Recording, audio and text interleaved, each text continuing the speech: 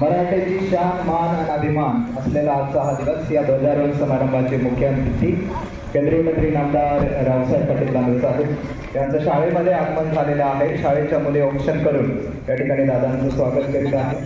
कोयल कुके बोले पपीहा ये धरा हो रही मगन, दसों दिशा एक गुंज रही है देखो आपके आगमन पर।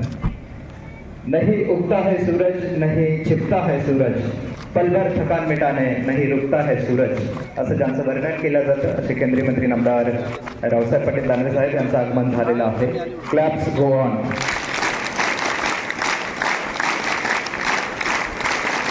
मेरा पानी उतरता देख मेरे किनारे पे घर मत बसा लेना, मेरा पानी उतरता देख मेरे किनारे पर घर मत बसा लेना, मैं समंदर हूँ लौटकर जरूर आऊंगा। केंद्रीय मंत्री नामदार रावसाहेब पाटील दानवे साहेब यांचं आगमन या ठिकाणी होत आहे।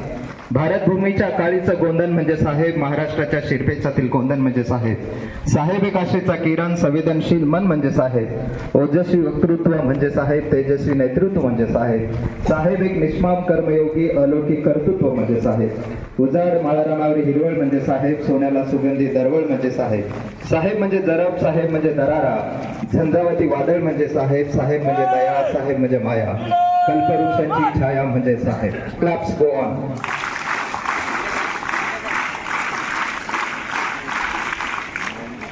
आदरणीय दादांच्या हस्ते मराठवाडा मुक्ती संग्रामात ज्यांचं योगदान या लढ्यासाठी होतं असे गोविंदभाई श्राफ, सरदार वल्लभभाई पटेल त्यांच्या प्रतिमेला या ठिकाणी अभिवादन आदरणीय दादांच्या हस्ते होत आहे।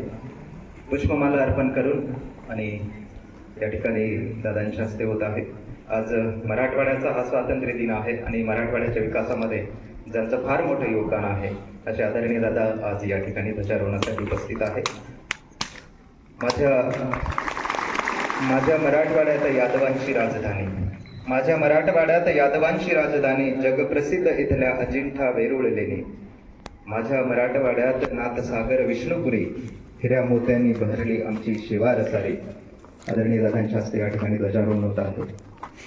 झेंडा आमचा प्रिय देशाचा फडकतवरी महान, करीतो आम्ही प्रणाम त्याला, करीतो आम्ही प्रणाम।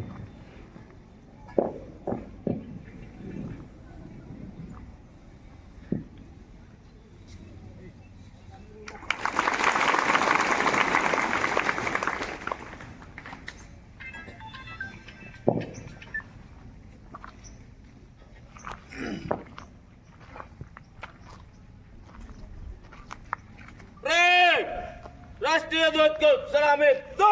जनगण मन अधिनायक जय